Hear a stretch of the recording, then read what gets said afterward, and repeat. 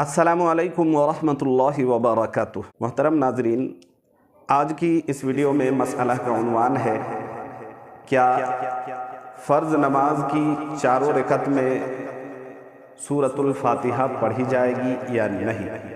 अज़रुए शरा इसका क्या हुक्म है, वाज़ेह फरमाए।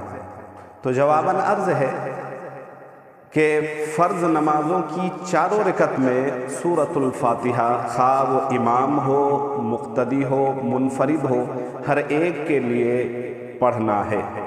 अब ये है मसला, ये इसकी वजाहत ये है कि फ़र्ज़ नमाज़ों की चारों रकतों में सूरतुल फातिहा पढ़ी जाएगी। पहली दो रकत में सूरतुल फातिहा पढ़ना फ़र्ज़ नमाज़ों में ये वाजिब है, और बाद की दो रकतों में सूरतुल फातिहा का पढ़ना ये मसनून है, सुन्नत है।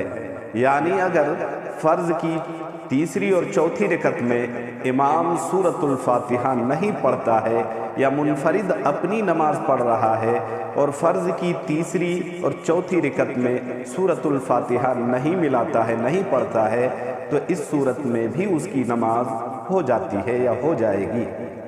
इसके अलावा नमाज अगर फ़र्ज़ की नमाज है और वो जमात के साथ पढ़ी जा रही है, तो अब मुक़्तदी के लिए हुक्म ये है कि मुक़्तदी व इज़ा क़ुरिअल क़ुरआन फ़स्तमिऊ लहू व अंसितू लअल्लकुम तुरहमून। इमाम आज़म अबू हनीफ़ा रहिमहुल्लाह के मुस्तदल्लात में से वो इस आयत को पेश करते हैं और कहते हैं कि जब मुक़्तदी नमाज में इक़्तिदा करे अपने इमाम की, तो वो इमाम के पीछे साइलेंट, कंप्लीट साइलेंट, चुप रहे, खड़ा रहे, वो न पढ़े, तिलावत न करे।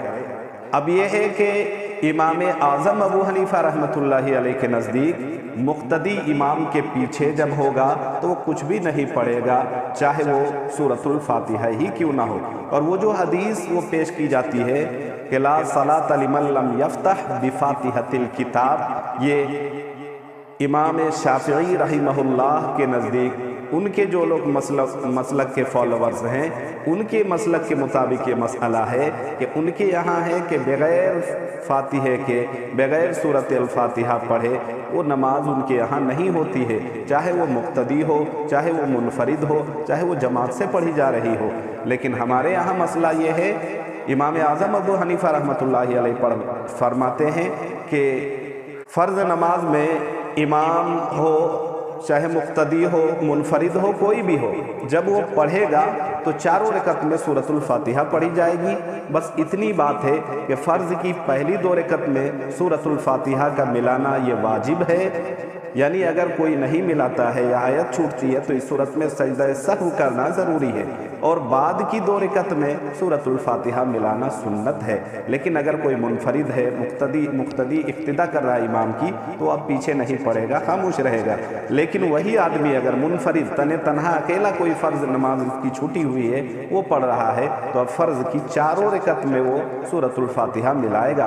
पहले दो रकत में मिलाना ज़रूरी है और बाद के दो रकत में सुन्नत है। उम्मीद है कि पूरी अच्छी तरह बात समझ में आ गई होगी। आप लोग इस वीडियो को ज़्यादा से ज़्यादा फैलाएं ताकि दो लोग नहीं जानते हैं उन तक भी जो है ना ये बात वाज़ेह हो सकेगी।